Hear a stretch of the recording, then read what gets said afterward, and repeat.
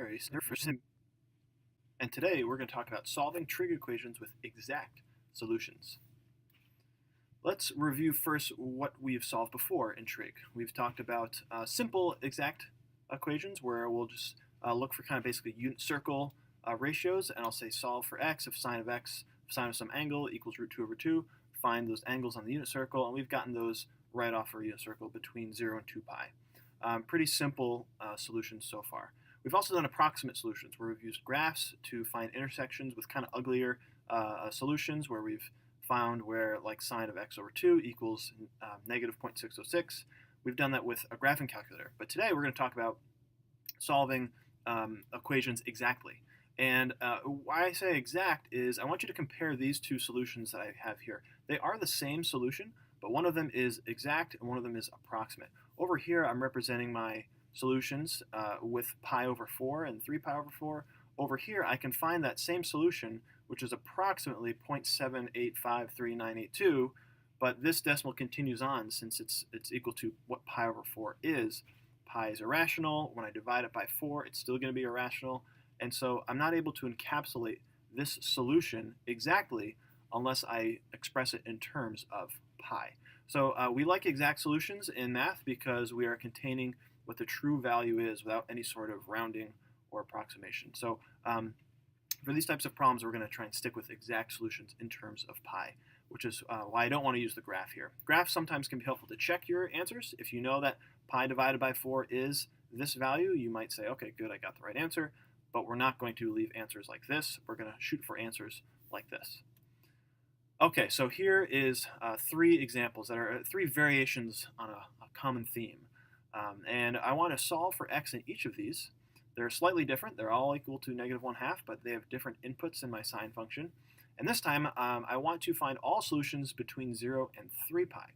So not just one full rotation of the unit circle, but actually if I were to rotate this thing until I hit a 3 pi instead of just a 2 pi. So let's first start off with sine of x equals negative 1/2. So if I were to solve this, I can use the unit circle. I know that I'm looking for when the y value is equal to negative 1/2, and I know that that's about here and that's about here. If you're not up on your unit circle values, it's a good time to refresh yourself because that will be essential for solving these problems. You need them to be readily accessible. So I know that this is my 2 angles. Here's one, and here's another one. And both of these will produce an x value of negative 1/2. So those special angles are, this would be 7 pi over 6, the one on the left in the quadrant 3, and the one on the right in quadrant 4 is 11 pi over 6. All right, and that seems pretty straightforward. Those are my 2 solutions. However, these would be my solutions if I only were in the 0 to 2 pi world. Remember, this is 0 and 2 pi over here on the right. But I'm actually taking my solutions all the way out into 3 pi. So I need to consider what would happen if I found a coterminal angle. If I rotated this again around a full rotation, this would still have a sine of negative 1/2, this angle. Same thing with this angle. If I were to rotate this another, let's see if I can squeeze this in here, another 2 pi radians around, still has a sine of negative 1/2. And I need to just check, are those values or are those angles also solutions to this? Since I'm now opening up my solutions from 0 to 3 pi. And you know what I'm going to do? I'm just going to make this in terms of pi over 6. I'll say 0 is less than or equal to x, which is less than or equal to 3 pi in terms of, or with a denominator of 6 would be 18 pi over 6. So what I'm going to do then is I'm going to actually add periods to these solutions to see if they are within my domain that I've restricted these solutions to. I'm basically finding coterminal angles and seeing, do those coterminal angles fit in my rotation. So I'm going to add a 12 pi over 6 since my period is 2 pi.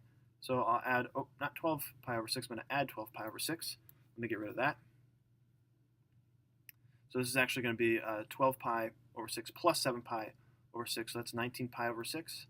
And if I know anything about, or rather, I recognize that 19 pi over 6 is too big. It's not within my window, so this is not actually a solution. 11 pi over 6. If I add a 12 pi over 6, I get a 23 pi over 6. And similarly, it makes sense that that's also bigger than this. So this is not part of my solution. And my solution is really just these two answers right here. So it seems like a little bit extra work for getting the same solutions I would have started with within one unit circle, but it won't always be that simple.